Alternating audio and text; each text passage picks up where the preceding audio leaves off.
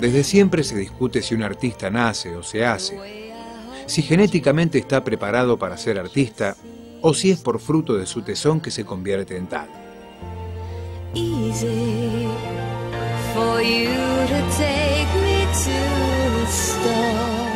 Juan Lascano nació en La Plata el 6 de enero de 1947.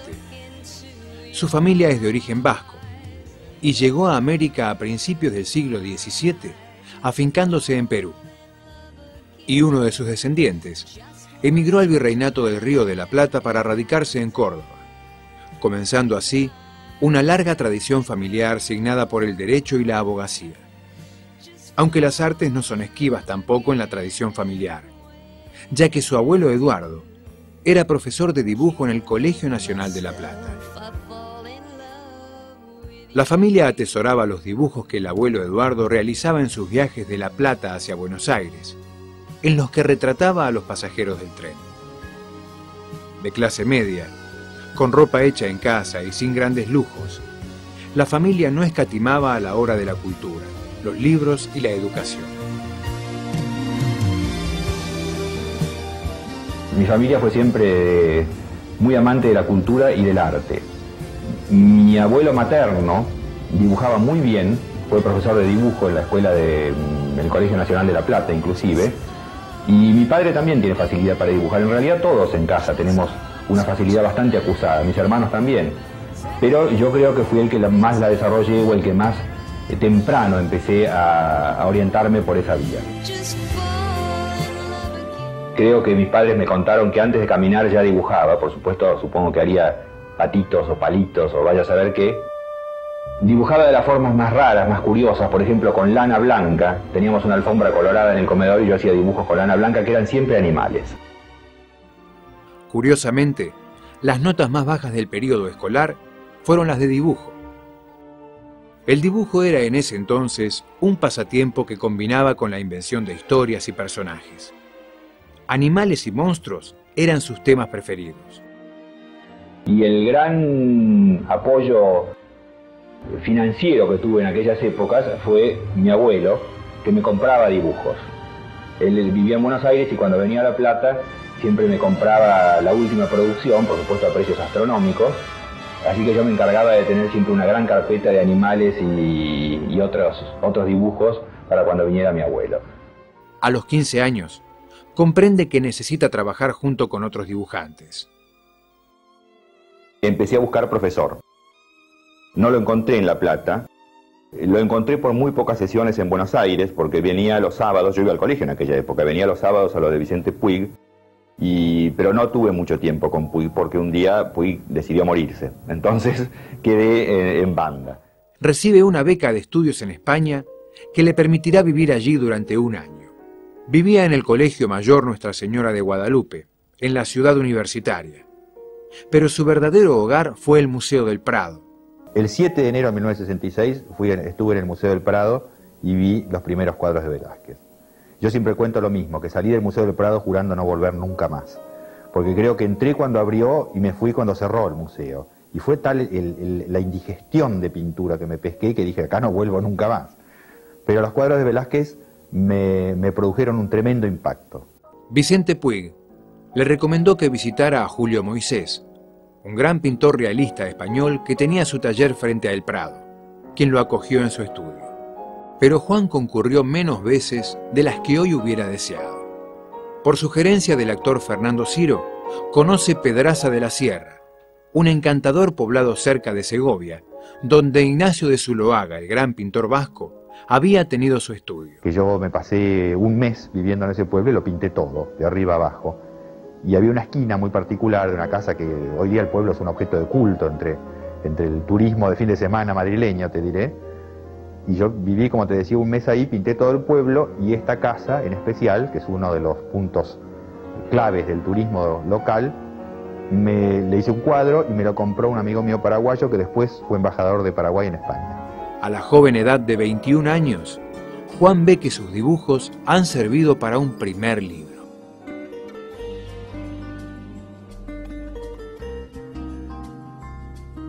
Mi primera exposición fue en la Casa de España, en la ciudad de La Plata, con toda la obra que había hecho en España en el año 66, y después toda la familia se mudó a Buenos Aires.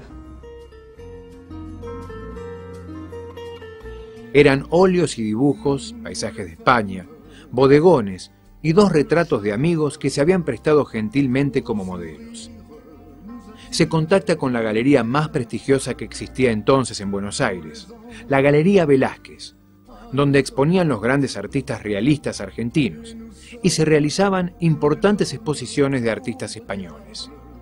Presenta allí 42 obras, 4 retratos y 38 bodegones.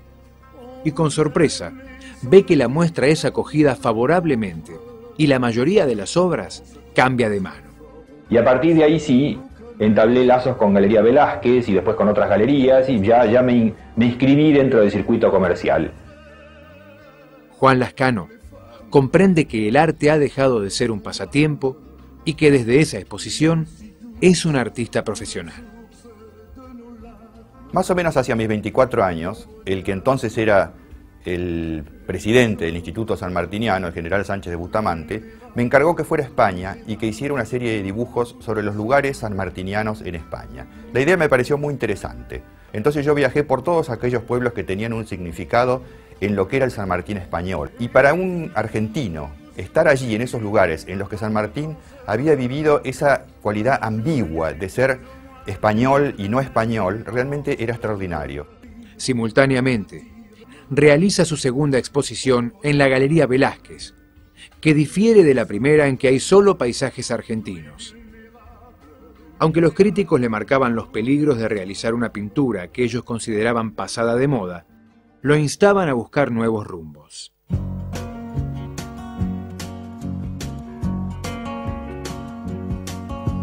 Riding on the city of New Orleans, Illinois Central. Será Estados Unidos el nuevo destino del joven artista, gracias a su amigo el diplomático Enrique Vieira, quien se desempeñaba como cónsul en New Orleans, realiza una exposición en dicha ciudad. Passing trains that have no name, and freight yards full of old black men, and the graveyards of the rusted automobiles. Viaja a Madrid y en mayo de 1972 expone en la Galería ISA Bodegones y Retratos.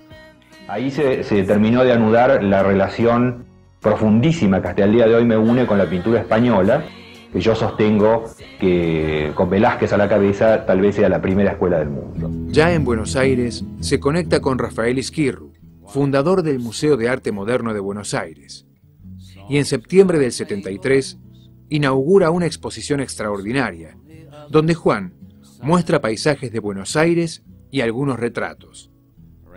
Una de las obras maravillosas de dicha exposición se titula El Puente, donde un personaje, a la sazón su abuela materna, cruza el conocido puente peatonal sobre la avenida Libertador. La exposición fue un éxito de ventas.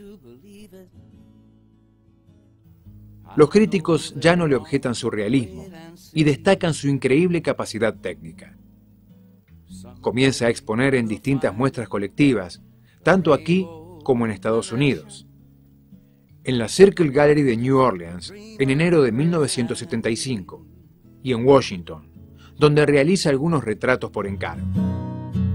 Las muestras de Juan se suceden año a año, tanto en Palatina, como en la Galería Gutiérrez y Aguad y Domingo Bifarella de Córdoba. No solo expone óleos, sino también temples, dibujos y algunas acuarelas. Vive en San Telmo, donde logró comprar un departamento gracias a la ayuda de su hermana Laura. En 1980 nace su hijo Gregorio, y será también en ese verano donde conocerá la Patagonia. Es allí donde Juan se dedica al paisaje.